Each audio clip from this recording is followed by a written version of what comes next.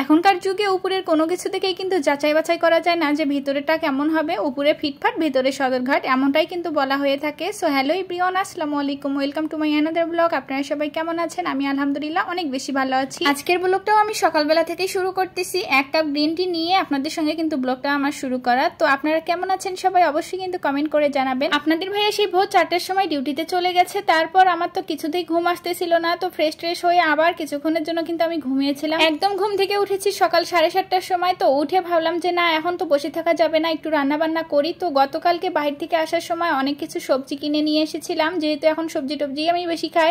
তো আজকে হচ্ছে ধুন্দল রান্না করব আমি। ধুন্দলগুলো কালকে শখ করেই কিনেছিলাম, কারণ আমার ধুন্দল অনেক বেশি পছন্দ। এই সিজনে যদি ধুন্দল মাছ দিয়ে রান্না করা যায় তাহলে কিন্তু অনেক বেশি মজা লাগে। এখানে পুঁইশাকও কেটে নিয়েছিলাম, যে পুঁইশাক ভাজি করবো, করলা ভাজি করব, তারপর ধুন্দল দিয়ে মাছ রান্না করব। তো ওগুলো কেটে কুটে আমি রেখে দিলাম। তারপর এখানে বসলাম আমার পড়ালেখা করতে। বলেন তো কিসে পড়ালেখা করি? এটা হচ্ছে আমার পেজের পড়ালেখা। আমি প্রত্যেকদিন সকালবেলা ঘুম থেকে উঠে আমি লিস্ট করে রাখি যে আজকে আমি কি কি ভিডিও বানাবো, কোন কোন রিলস ছাড়বো, সেগুলো আমি লিখে রাখি। তাহলে কিন্তু আমার সারাটা দিন টেনশন করতে হয় না। সেই জন্য লিখে রাখলে কিন্তু একটা সুবিধা হয়। আপনারা যারা যারা পেজ চালান, রিলস ভিডিও বেশি বেশি আপলোড দেন, তারা কিন্তু এই বুদ্ধিটা কাজে লাগাতে পারেন। আমার মতো আগের দিন বা পরের দিন সকালবেলা উঠে এভাবে কিন্তু লিখে রাখবেন যে আজকে কি কি রিলস বানাবেন, কি কি ছাড়বেন। তাহলে কিন্তু অনেক বেশি সুবিধা হবে, অনেক ঝামেলা হবে না। আপনারা একের পর এক ভিডিও বানাবেন আর আপলোড দিবেন, তাহলে কিন্তু অনেক বেশি সুবিধা হবে। যাই হোক, ওখানে তো আমি একদম বসে বসে সবকিছু কমপ্লিট করলাম। তারপরে একটু রেস্ট নিয়ে খাওয়া দাওয়া করে আর কি 12টার দিকে এখানে রান্না করতে চলে আসলাম। তো করলাগুলো ফ্রিজে থেকে থেকে নষ্ট হয়ে যাবে, সেই জন্যই আমি ভাবলাম যে একটু ভাজি করে নেই। আর করলা ভাজির মধ্যে আমি দেশি ছোট আলুগুলোই দেই বেশি করে একটু, তাহলে কিন্তু তেতো লাগে না। যদিও আপনাদের ভাইয়া করলা ভাজি খেতে একদমই পছন্দ করে না, এই সম্পূর্ণ করলাগুলো কিন্তু আমার পেটেই চলে যাবে। আর এদিকে একটা বাসার কাজ চলতেছে। তো এখানে দেখি মিস্ত্রিরা মাথার মধ্যে ডালপালা বেঁধে তারপর কাজ করতেছে, কারণ বাহিরে একটু রোদ ছিল। আসলে মানুষের বুদ্ধি দেখলে তো আমি একদম অবাক হয়ে যাই। ওখানে বললাম না যে উপরে ফিটফাট ভিতরে সদরঘাট, এর জন্য এই কথা বললাম। ওই যে ধুন্দল গুলো কিনেছিলাম এত শখ করে যে মাছ দিয়ে রান্না করবো, উপর থেকে এত সুন্দর ছিল, তরতাজা দেখতে ছিল, কিন্তু কাটার সময় দেখা যায় ভেতরে জ্বালা জ্বালা হয়েছে, মানে জাল জাল হয়েছে আর কি, বুড়ো হয়ে গেছে ভিতর থেকে। আসলে সব জিনিসেরই কিন্তু এরকম, উপর থেকে দেখলে কোনো কিছুই কিন্তু যাচাই করা যায় না যে ভেতরটা কেমন হবে। কত শখ করে কিনলাম যে মাছ দিয়ে একটু ধুন্দলটা রান্না করব, কারণ আমার ধুন্দল অনেক বেশি ভালো লাগে। যদি ভাজিও করি, ভর্তাও করি বা মাছ দিয়েও রান্না করি, আমার কাছে কিন্তু খুব ভালো লাগে। করলা ভাজিটা তো ওদিকে হয়ে যাচ্ছে, আমি আবার হচ্ছে শাকগুলো পরিষ্কার করে ধুয়ে নিলাম। আর এখানে হচ্ছে তেল ঝাঁকনি দিয়ে আর কি ছেঁকে ছেঁকে আমি হলো করলা ভাজিগুলো উঠিয়ে নিলাম। আর করলা ভাজি কিন্তু সবসময় আমি এভাবেই রান্না করি, আমার কাছে তো ভালোই লাগে। আর এদিকে রান্না করতে করতে আপনাদের ভাইয়া কিন্তু বাসায় চলে এসেছিল, হালকা নাস্তা করে সে ঘুমিয়ে গেছে। আর উনি কিন্তু একদম ঘুম থেকে উঠবে বিকেল 5টা বা 6টার দিকে, তখন উঠে কিন্তু দুপুরের খাবার খাবে। ওনার টাইম টেবিলটাই এমন, একদম সকালের নাস্তা করে দুপুরের মধ্যে, আর দুপুরের খাবার খায় সন্ধ্যার সময়, রাতের খাবার খায় রাত 12টার সময়। এরকম করে কিন্তু চলতেছে আমাদের দুইজনের জীবন। যাই হোক, ধুন্দল এখানে কিন্তু অল্প কিছু ছিল, আর সবগুলো কিন্তু আমাকে ফেলে দিতে হয়েছে। আমার কাছে এতটা খারাপ লাগে যে বাহির থেকে একটা জিনিস শখ করে আবার টাকা দিয়ে কিনি, সেই জিনিসগুলো আবার ফেলে দিতে হয়। এভাবেই কিন্তু প্রতিনিয়ত জামাইয়ের টাকাগুলো আমি ধ্বংস করতেছি। আমার মনে হয় অনেক গৃহিণী কিন্তু এভাবে টাকাগুলো নষ্ট করতেছে। জামাইকে একটা জিনিস আনায়, সেই জিনিসটা আবার খাওয়া যায় না, রান্না করা যায় না, সেগুলো আবার ফেলে দিতে হয়। এভাবে কিন্তু টাকাগুলো দিনের পর দিন আমরা অপচয় করতেছি। যাই হোক, কি আর করার। তো গতকালকে কিন্তু সন্ধ্যার সময় আমি একটা নাস্তার আইটেম রেডি করেছিলাম। বাসায় কলা ছিল অনেকগুলো, তো সেগুলো দিয়ে